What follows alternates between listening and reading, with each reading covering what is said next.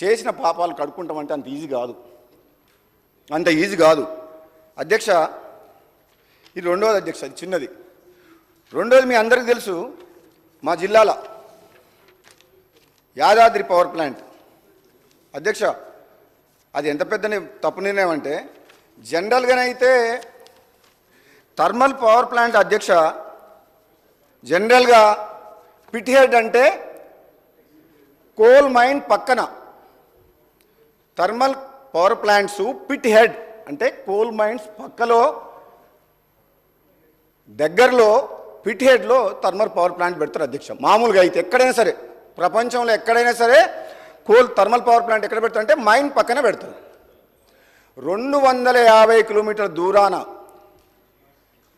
దామరచర్ల మిర్యాలగూడ దగ్గర ఆనాడు ప్రభుత్వం పవర్ ప్లాంట్ ఎందుకు పెట్టింది, అక్కడ పెట్టాలన్న నిర్ణయం ఎందుకు తీసుకున్నది ఇప్పటివరకు కూడా ముఖ్యమంత్రి గారు వివరణ ఇవ్వలేదు అధ్యక్ష. అది చాలా పెద్ద విషయం. ఎందుకంటే నేను ఆనాడు అసెంబ్లీలో ఉన్నప్పుడు, గత అసెంబ్లీలో చెప్పిన, 2018లో ఎమ్మెల్యేగా ఉన్నప్పుడు ఆనాడు సభలో చెప్పిన, ఓపెన్ మార్కెట్లో తక్కువ ధరకు కరెంటు దొరుకుతుంది, మీరు వేల కోట్ల రూపాయలు హై రేట్ ఎక్కువ రేటుకి ఇంట్రెస్ట్కి తీసుకొచ్చి ఈ పవర్ ప్లాంట్ కడితే వినియోగదారుల మీద ఎక్కువ భారం పడుతుంది, రాష్ట్రం కూడా అప్పుల పాలయ్యే అవకాశం ఉంది, దయచేసి ఆ యాదాద్రి పవర్ ప్లాంట్ విషయంలో మరోసారి పునరాలోచించాలని చెప్పిన అధ్యక్ష.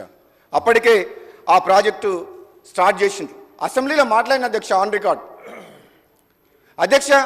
ఆ ప్లాంటు అనుకున్న సమయానికి పూర్తి చేయలేదు, నిర్ణయము తప్పుడు ప్లేసు, టైం లిమిటు 3 ఏళ్ళు అనుకున్నది, ఇప్పుడు 10 ఏళ్ళు అయిందా స్టార్ట్ చేసి, ఇప్పటి వరకు వినియోగంలోకి రాలేదు అధ్యక్ష.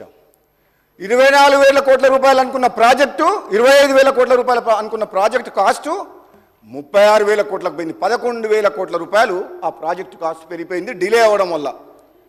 రెండోది అధ్యక్ష, అందులో కూడా బిహెచ్ఎల్కు 20,000 crores వర్క్స్, 20,000 కోట్ల వర్కులు నామినేషన్ బేసిస్లో ఇచ్చిండ్రు. తద్వారా దాని దగ్గర సబ్ కాంట్రాక్టులు వాళ్ళ మనుషులే. మిగతా బ్యాలెన్స్ వర్క్స్ మొత్తము జెన్కో ద్వారా కూడా విచ్చలవిడిగా, దానికి లెక్క లేదు పత్రం లేదు, కాంట్రాక్టర్లకు ఇష్టం వచ్చినట్టు ఇచ్చిండ్రు. అది మంత్రి గారు ఒప్పుకున్నా, మాజీ మంత్రి గారు ఒప్పుకోకున్నా, నాకు అర్థమైన విషయం చెప్తున్నా అధ్యక్ష, చాలా అంటే పారదర్శకత లోపించి ఒక ప్రాసెస్లో, కరెక్ట్ ప్రాసెస్లో మాత్రం టెండర్ ప్రక్రియ జరగలేదు, డబ్బులు పోయినాయి, అప్పుల పాలైంది, కరెంటు రాలేదు. మరి ఎవరు భరించాలి అధ్యక్ష? ఎందుకు అవసరం అధ్యక్ష? అది ఎంత లేటెస్ట్ టెక్నాలజీ వస్తుందంటే ఈ రోజులలో అధ్యక్ష, ఇప్పుడు కొత్తగా పవర్ గురించి ఎనర్జీ గురించి ఆలోచించే ఎవరు కూడా థర్మల్ వైపు మొగ్గు చూపిస్తలేరు. ముఖ్యంగా ఇంకో విషయం అధ్యక్ష, ఆ ప్లాంట్ పెట్టేటప్పుడు ఇంకో విషయం కూడా చెప్పిండ్రు. రాష్ట్ర పునర్విభజన చట్టంలో చాలా క్లియర్గా, యూపీఏ ప్రభుత్వంలో పునర్విభజన చట్టంలో ఉంది, రామగుండంలో 4,000 మెగావాట్ల పవర్ ప్లాంట్ ఏర్పాటు చేయాలని చెప్పి తెలంగాణ కోసం. అప్పటికి 1,600 మెగావాట్లు వచ్చిన తర్వాత మిగతా 2,400 మెగావాట్లు కూడా నిన్న కూడా కిషన్ రెడ్డి గారు మాట్లాడి ఈరోజు పేపర్లో చదివినా, అసలు మీకు కావాలన్నా ఇప్పటికి 4 సార్లు లేఖ రాసిండ్రు ఎన్టీపీసీ స్టేట్ గవర్నమెంట్కు. ఏమని? ఆ 2,400 పవర్ మెగావాట్స్ మీకు కావాలన్నా వద్దా, మేము ఇతర రాష్ట్రాలకు ఇవ్వాలన్నా అని. దానికి ఆన్సర్ చేయలే.